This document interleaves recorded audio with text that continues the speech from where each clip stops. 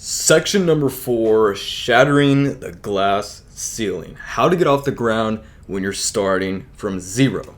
So I started YouTube way back in 2014. It was actually not even a cash cow channel when I first started. It was just a gaming channel that I was running with my friends, and we would play Minecraft, GTA 5, and it actually made over $500,000.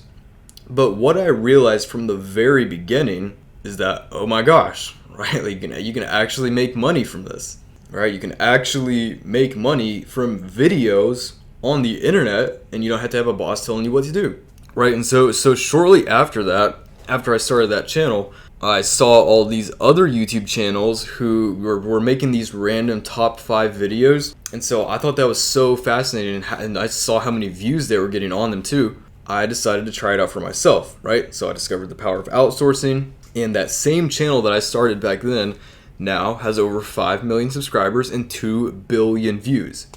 But one thing for sure is that it didn't happen quickly. I was at the bottom too when I first started, right? And that channel that I showed you, the first channel I started that made $500,000, it actually didn't make the bulk of that until 2017, right? Because that's something that I continued doing just for fun. But when I was starting out, it was rough, right? I know what it's like. I know how frustrating it can be when you're posting and you're not growing, and it's just so hard to start out from zero. And so your first 30 videos should be made with the intention to get data that you can use to improve, right?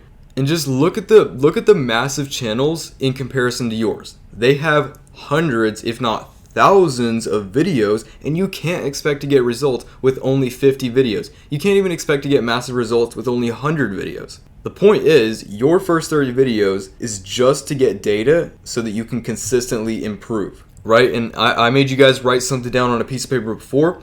I want you to do it again, right? Pause the video, go get a pen and paper, because you're gonna want to write this down. If I quit before consistently uploading 100 proven videos and improving, it is my fault my channel failed. I want you to write that down, because it's a fact.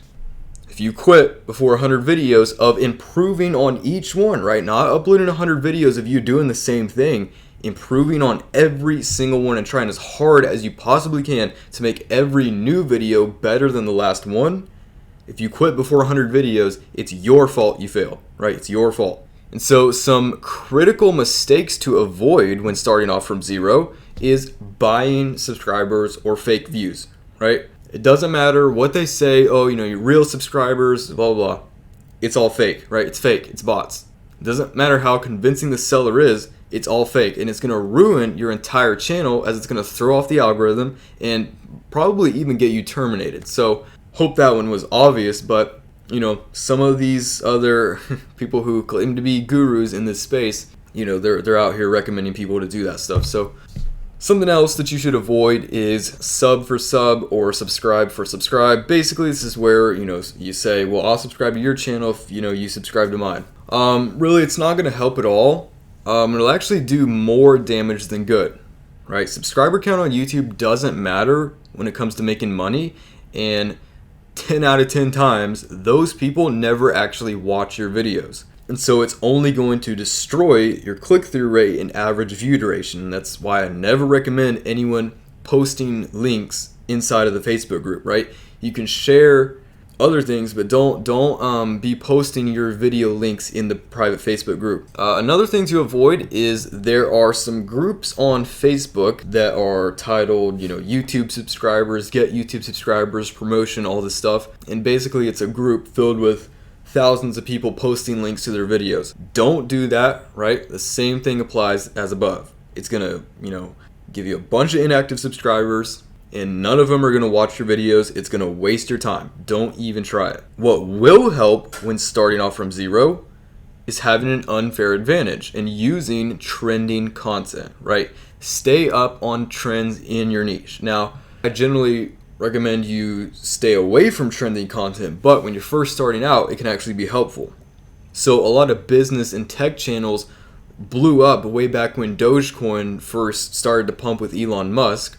And since crypto and Elon Musk go along with business and the tech niche, it would have been a perfect time to upload content about it at that time. Obviously now that's kind of died off, but it would have been great to do it at the time. So like I said, I don't recommend doing trending content like that, but if you're when you're first getting started, it can actually be a great way to get into the algorithm through a highly searched topic like that. Because remember, first 3 stages of going viral. It starts with search before it moves on, right? It has to start with search first. And so even if you don't know about the current trendy topics, even if you don't know what Dogecoin is or what Elon Musk is up to, at the time, right, when it was actually relevant, it still would have been a good idea to get into it because of how lucrative it was, right? And I could not care any less about the content that's posted to my YouTube channels, right? Because as long as it generates revenue, right, that's all I care about. I don't care about what types of videos they are. I'm just worried about how many dollar signs they're bringing in. If there's a trend going on,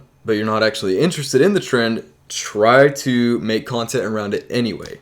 It'll really help out when you're first getting started. So just look at the biggest channels in your niche and try to figure out what made their channels blow up, right? And this only applies if the channel has blown up within the last 6 months. Going and replicating something that somebody blew up on 5 years ago, that's not going to work. Look and see if there's any channels that have really been going viral within the last 6 months. Look at what they're capitalizing off of and replicate that. Another great thing to do is doing 24/7 live streams. This live stream has been running for like over a year now. I guarantee this guy has made a killing off of it. And so what happens is a lot of people will play these live streams and they'll actually fall asleep with it on, or they'll just leave it playing in the background, giving you an insane amount of watch time, which, like we've talked about before, the more you can keep people on YouTube, the more they're going to like your channel. Another way to get off the ground from zero is using extreme clickbait, right?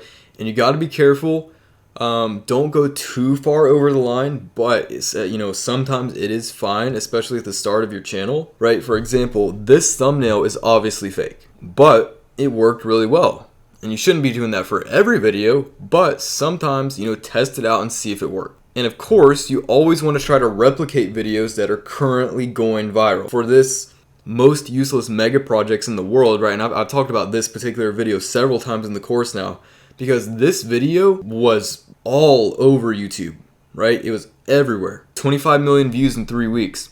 And the channel that this was posted on absolutely exploded. And so what worked for them and what made their channel blow up will also likely work for you.